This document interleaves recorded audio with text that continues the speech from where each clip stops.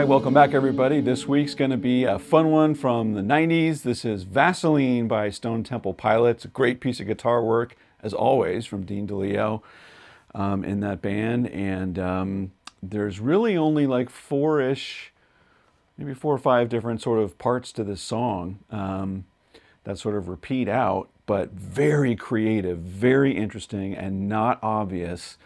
And I'm going to walk you through each one of those parts today.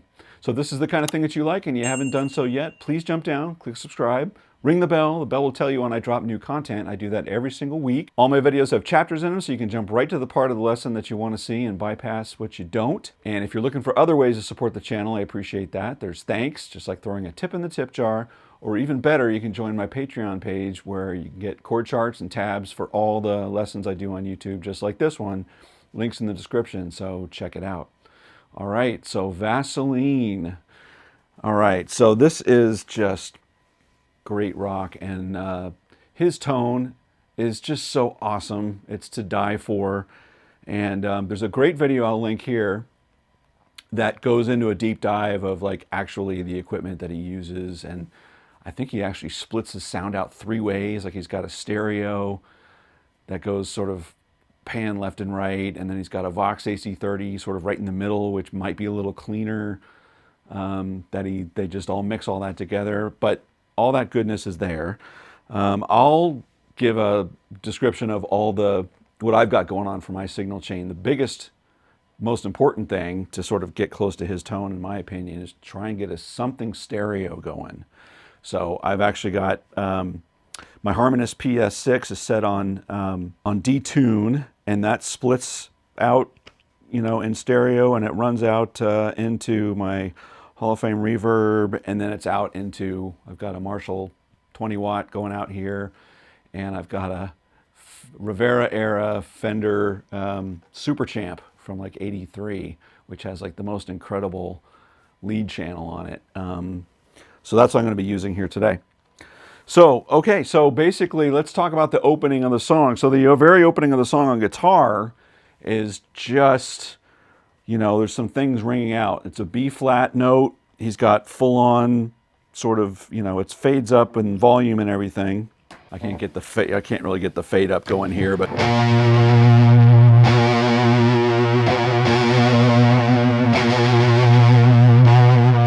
got that sort of thing going on. And then there's this brilliant chord. And this chord is something that's confounded a lot of people, including myself. The first time I actually really learned the correct way to play this chord was from Rick Beato's video, which I will also link here. He goes into a lot of the music theory behind this song, too. Great breakdown. But it's a I guess it's a B flat, major 13 with a sharp 11, okay? But it looks like this. It's this chart. I'm going to play it a little clean just so we can hear it a little more plainly. I'm going to mute that 5th string. Isn't that awesome? B flat, an A, D, and a G, and an open E string. And you got to mute that 5th string. So.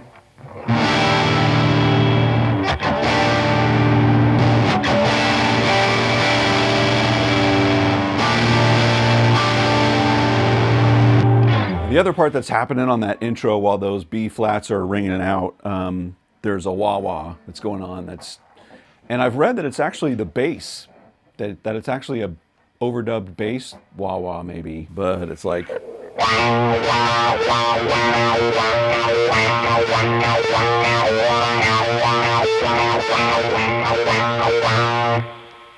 So that kind of thing. You're just doing this with your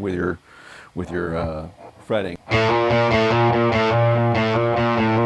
Something like that. And then working the wah-wah on it.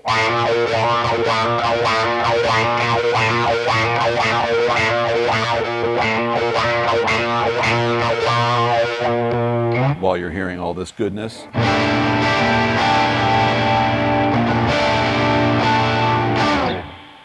And then it moves into the sort of verse configuration, which is the song, I guess, is in G, and I guess it's in G mixolydian or F mixolydian. I don't know. It's a G. It's like a G major scale. Beata will talk about it. I'll shut up. Just go to his video when we're done with this, right? He'll break it all down. But the main sort of riff. What's interesting about this riff, F to G,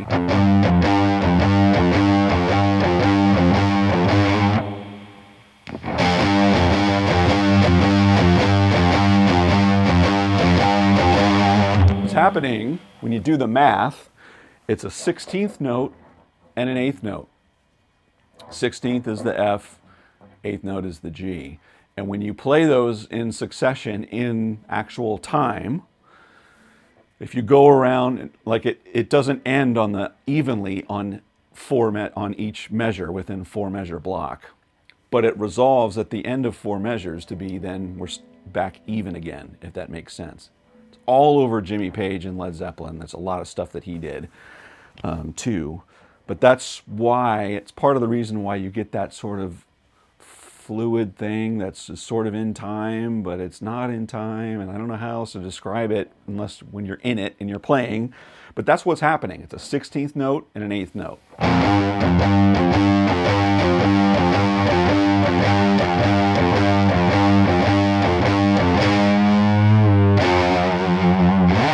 And that last little part of that last measure, he gives it that big bend on the G. And that's what you play under the verses. Now what also comes into play here under the verses is an acoustic guitar, which just plays only over these parts of the verses. And I'll show you what that's about now. So that acoustic is in an open G tuning. That's where you tune your A and your D string down a step and your first string down a step. So it's D, G, and D, and the rest are the same. But as I hear it, it's sort of like you mute strings 1 and 6, and you're just hearing those notes in there while he's singing the verses, right?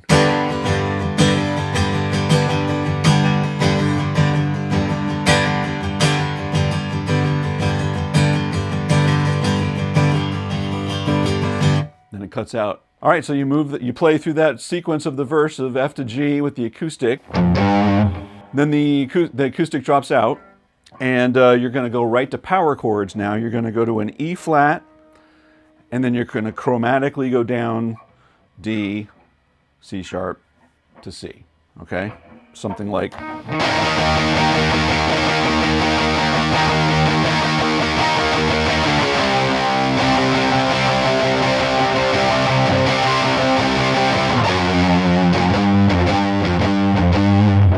If you ever seen them live or see videos of them live, what's so great, it's hard to tell if they actually do it on the record. If they do, they fully exaggerate it when they go live. When they come out of that part, get down to the C,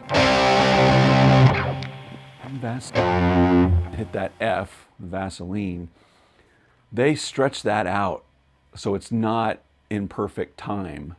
And it just makes it so much better.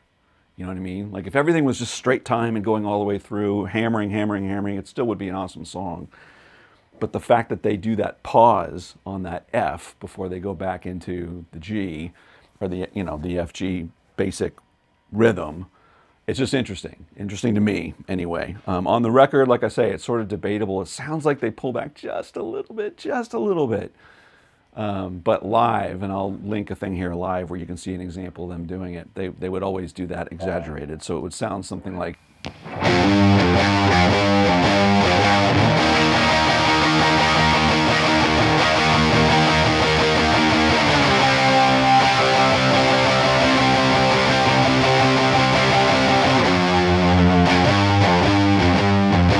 Right? Because they could go right down to it.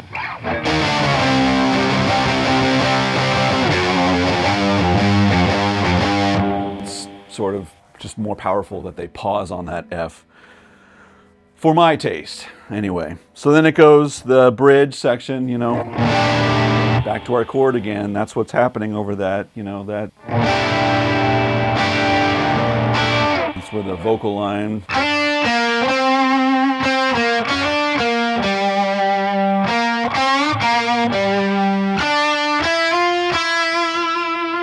Just so great. But that's all happening over. And then we go into our solo. And the solo, what a piece of greatness this is. It's like it's almost like a synth keyboard line where you just all the notes are sort of sequential, not chromatic sequential, but they just sort of run down. It's sort of not easy to do that on a guitar because two of the notes are next to each other, and you sort of can't get it right.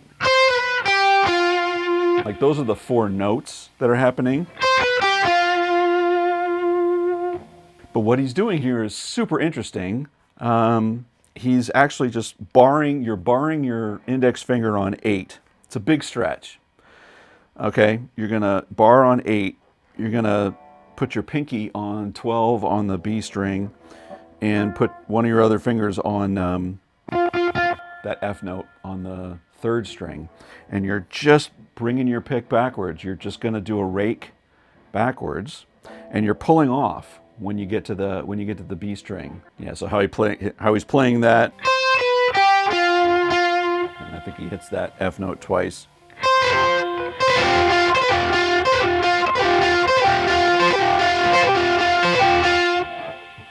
It's that rake. So.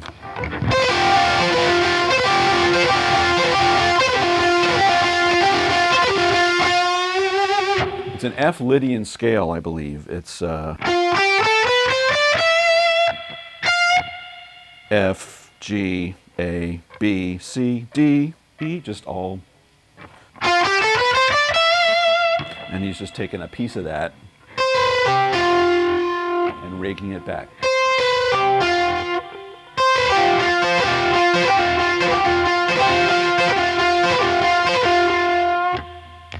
Boost it a little bit.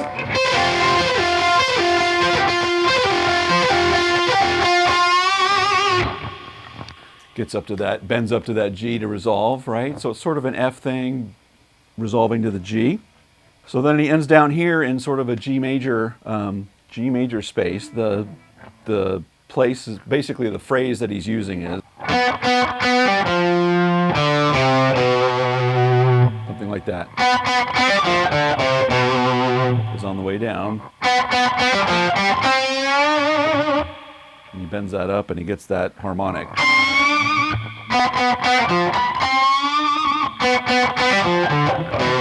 And then the last one, it's just sort of a flurry. Which I don't know exactly what it is, but anywhere in would work. So.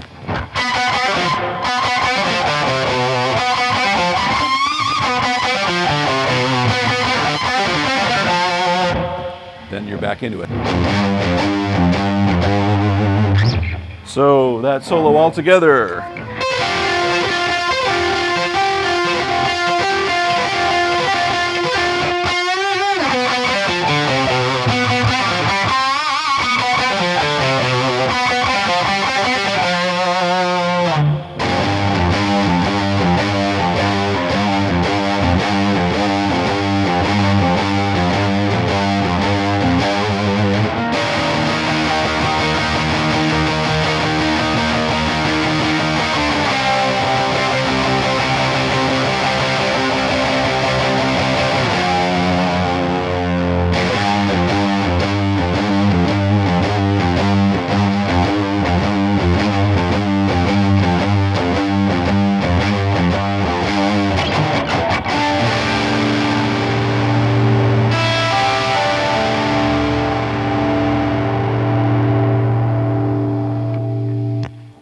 How great is that? Oh my goodness. So that was Vasoline by Stone Temple Pilots, and I hope you learned something new today. If this is the kind of thing that you like and you haven't done so yet, please jump down, click subscribe, ring the bell. Bell will tell you when I drop new content, which I do every single week. Let me know in the comments if there's another song you want me to take on and do a similar lesson. And until next week, take care, everybody.